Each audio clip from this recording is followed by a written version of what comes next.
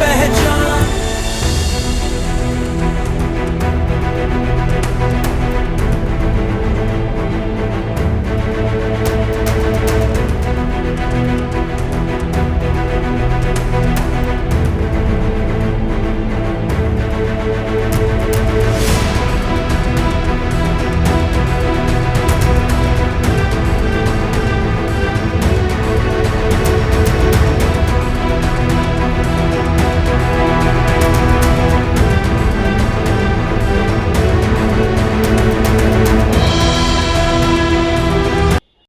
Hello everyone, I am Harshal sir, Faculty of Science from GVMM High School and Junior College, Hinganghat, Varda.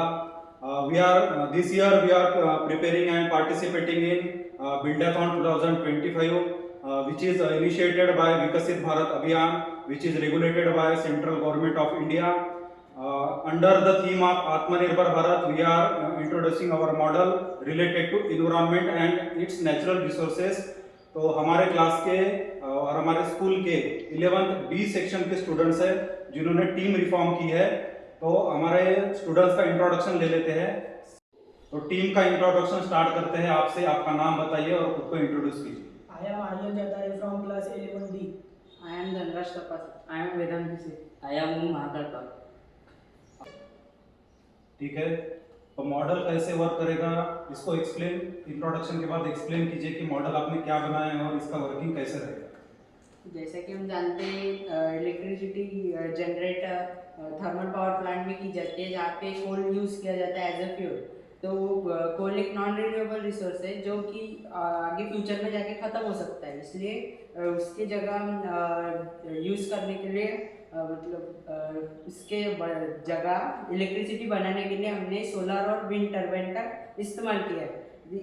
इस model में ये model highway पर work करता है, जहाँ पर हाईवे के डिवाइडर पर हम विंड टर्बाइन लगाएंगे, जहाँ पे गाड़ियाँ जाने के बाद विंड टर्बाइन चलेंगे। उसके बाद इलेक्ट्रिसिटी प्रोड्यूस होगी, वहाँ पे जनरेटर होगा, उसमें इलेक्ट्रिसिटी प्रोड्यूस होगी और इन्वर्टर में स्टोर होगी, और रात के टाइम पर हम स्ट्रीट लाइट जलाने के लिए उसका यूज़ कर सकते हैं। ओके, तो आपने इस चीज़ में कौन कौन से मटेरियल्स यूज़ किए हैं? क्या इंग्रेडिएंट्स यूज किए आपने इसमें? विंड टर्बाइन को यूज़ किया है, जनरेटर का यूज़ किया है, इन्वर्टर का यूज़ किया है, और इलेक्ट्रिसिटी जनरेट करने के लिए क्या सोर्स यूज़ किया है आपने? विंड टर्बाइन एंड सोलर तो कैसे इलेक्ट्रिसिटी बन रही है इससे?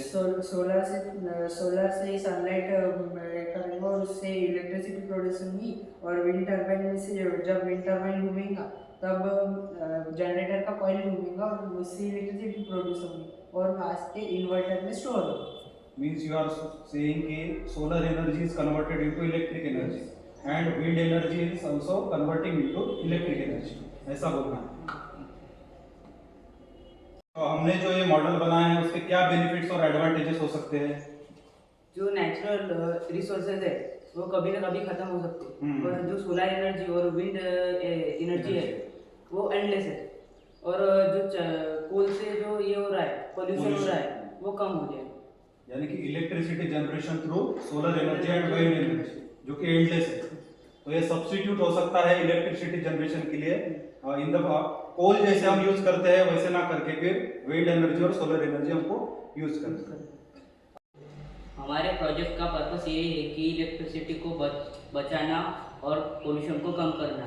जैसे कोल एनर्जी जो आगे के समय में जाके ख़त्म हो सकती है, और wind energy and solar energy वो इज अनलेस दैट, वो कभी ख़त्म नहीं होती। इसलिए नेचुरल रिसोर्सेज जैसे कोल उसको भी हमें बचाना ही चाहिए।